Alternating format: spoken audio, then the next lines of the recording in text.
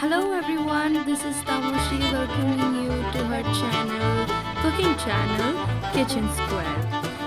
We make recipes easy and quick, and today's recipe is white sauce pasta. White sauce pasta খুবই delicious আর একটা খুবই famous বলতে গেলে খুবই জনপ্রিয় একটি রেসিপি। তার জন্য আপনার লাগবে সবজি, বিনস, গাজর, ক্যারেট, অনিয়ন্স, পেঁয়াজ দেড়খানা, আমুল চিজ ব্রেড নিয়েছি আমি, লাগছে নুন, ধনেপাতা কুচি আর রসুন কুচি। এর সঙ্গে আমার লাগবে স্পাইসেস, খুব বেশি নয়। তার সঙ্গে আমি নেব একটু গোলমরিচ, একটু চিলি ফ্লেক্স আর অরিগ্যানো, একটু দুধ, আর সঙ্গে লাগছে আমার মশলা। এগুলোর পর আমি যাবো ডিরেক্টলি পাস্তাতে। যে পাস্তাগুলো আমি এমনি দোকান থেকে নিচ্ছি, আপনারা চাইলে ব্র্যান্ডেড নিতে পারেন, everything is available in the market. এবার আমি জল গরম করলাম, জলটা ফুটতে দেবো। যখন জল ফুটে যাবে আমি 1 চামচ মতো নুন দিয়ে দেবো। নুনটা দেওয়াতে কী হবে, পাস্তার ভেতরে নুনটা পেনিট্রেট করবে, নুনটা ঢুকে যাবে। আপনি 1 চামচ থেকে 2 চামচ দিতে পারেন। আমার পাস্তার কোয়ান্টিটি যেহেতু বেশি, যার জন্য আমি বেশি নুন দিয়েছি। এবার আমি প্যাকেট থেকে পাস্তাগুলোকে মধ্যে দিয়ে দেবো। মনে রাখবেন পাস্তাগুলো যেন খুব বেশি সেদ্ধ। সেকেন্ড প্যাকেটটা দিয়ে দিলাম। অনেক রকমের পাস্তা পাওয়া যায়, penne pasta, spiral pasta, etcetera. আপনার যেটা ইচ্ছে আপনি সেটা দিতে পারেন। আপনি একটু কনফিউজলি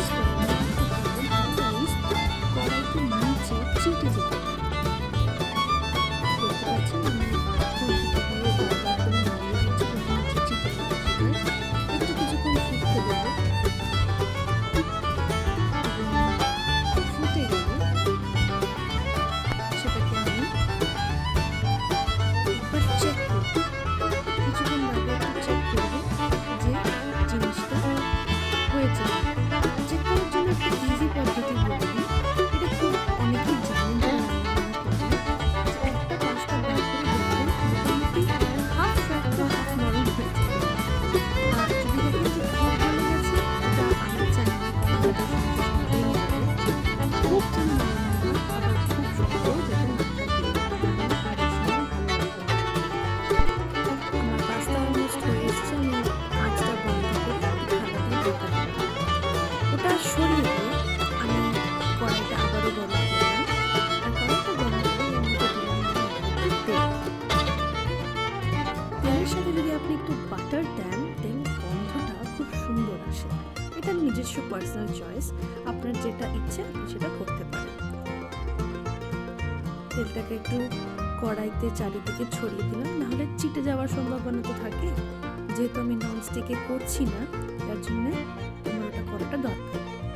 প্রথমে দিলাম রসুন কুচি। রসুন কুচিগুলো একটু ভাজা ভাজা হয়ে যাবে, বেশি ব্রাউন করবেন না, আদারওয়াইজ ওই ক্রাঞ্চিনেস, ওই ফ্লেভারটা চলে যায়।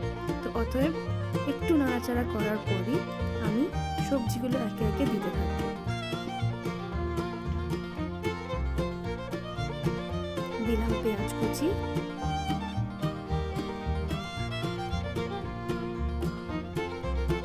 দিলাম একটু নুন,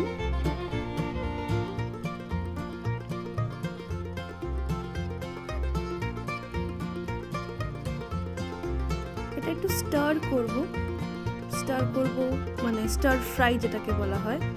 খুব বেশি সেদ্ধ করার ইচ্ছে আমার নেই, সবজিগুলো ক্রাঞ্চি থাকলেই ভালো লাগে। আর তেলের ইউজটা আমি কম করারই চেষ্টা করেছি যতটা পেরেছি। আপনি ঝাল নিজের অনুযায়ী দিতে পারেন, কতটা কাঁচা লঙ্কা আপনি দিতে চান। দেখুন, all the colors mixing together and making it a very beautiful, very beautiful recipe to look at. তেল কম আছে।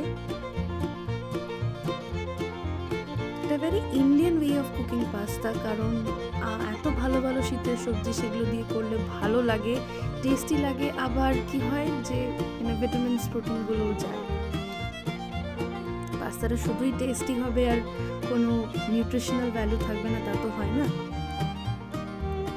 দেখতে পাচ্ছেন যখন সবজিগুলো অনেকটাই হয়ে এসেছে, এইবার আমার পালা ওই ভেজানো সেদ্ধ করা আর ছেঁকে রাখা পাস্তাগুলোকে কড়াইয়ের মধ্যে দেওয়া। পাস্তাগুলো আমি একটা ছাঁকনির মধ্যে ছেঁকে রেখেছিলাম, এবার ওগুলোই আমি কড়াইয়ের মধ্যে দিয়ে দেব।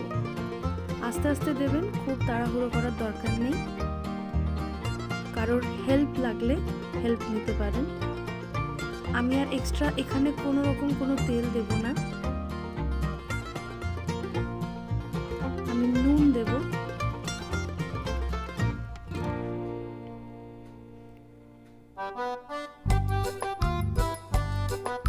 সবজির মধ্যে এবং কড়াইয়ের মধ্যে যেটুকু তেল ছিল ওই তেলেই আমি বাকি পাস্তাটা ফ্রাই করব।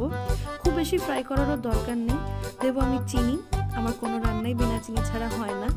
একটু মিষ্টি মিষ্টি ভাব না লাগলে ভালো লাগে না অবশ্য।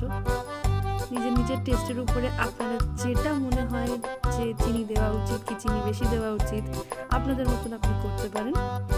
একটু ফ্রাই করে আমি সরিয়ে রাখবো।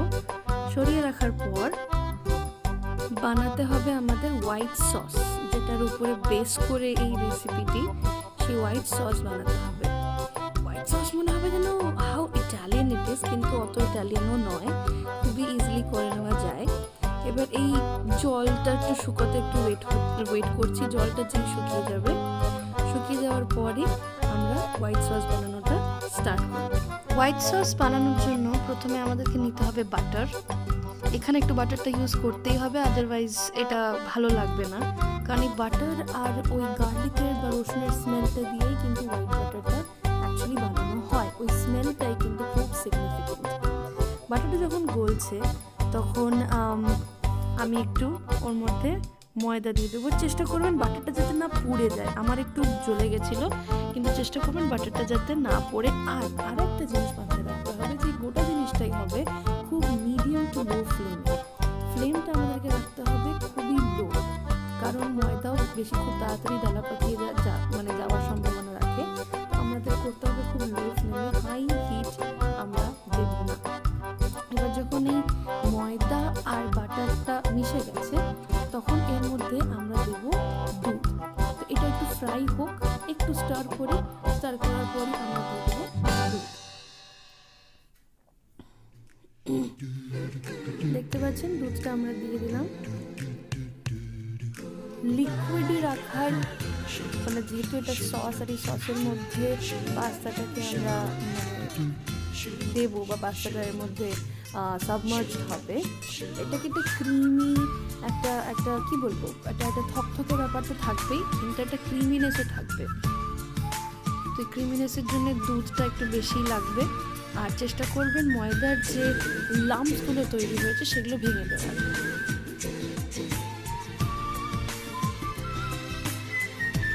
এরপরে আমার ফেভারিট ইনগ্রিডিয়েন্ট একটু চিজ ব্রেড। আমি পার্সোনালি চিজ খেতে খুব ভালোবাসি আর রান্নাতে চিজ দিতেও খুব ভালোবাসি। তো এই চিজটা দেওয়াতেই একটা দেখবেন খুব সুন্দর গন্ধ আসে। আপনারা যদি পারেন তাহলে এর মধ্যে রসুন কিছুটা দিতে পারেন, খুব সিগনিফিকেন্ট একটা স্মেল আসে। অলমোস্ট এটা রেডি হয়ে গেছে। আমি এর মধ্যে ওই আগে রাখা স্পাইসেসগুলো দিয়ে দেবো।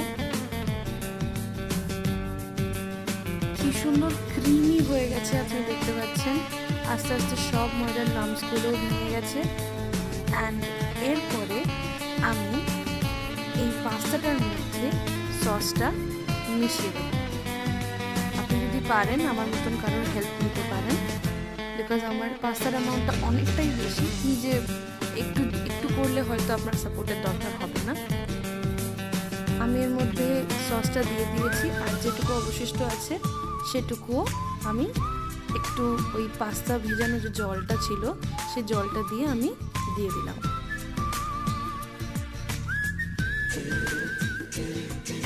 খুবই লো আঁচে আমি এটাকে আর একটুক্ষণ হতে দেব, আর একটুক্ষণ, বেশিক্ষণ নয়, একটুক্ষণ আমি হতে দেব।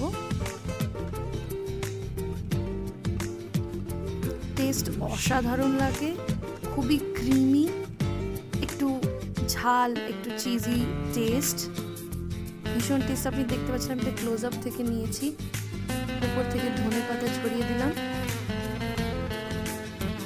আপনারা অরিগানো দিতে পারেন, চিলি ফ্লেক্স দিতে পারেন, পারলে একটু সসও দিতে পারেন। Whatever you wish to garnish with, you can. It will turn out to be a beautiful recipe. দেখতে পাচ্ছেন আমি একটু চিলি ফ্লেক্স দিয়ে দিচ্ছি, যেহেতু স্পাইসি জিনিসটা ভালো লাগে, but it depends on taste to taste.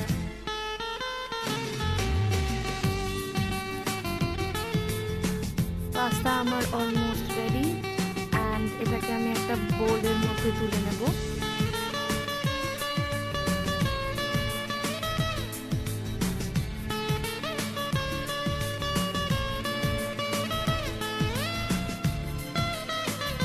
সবকটা flavors will be beautifully adjusted, and yeah, white pasta is ready and served.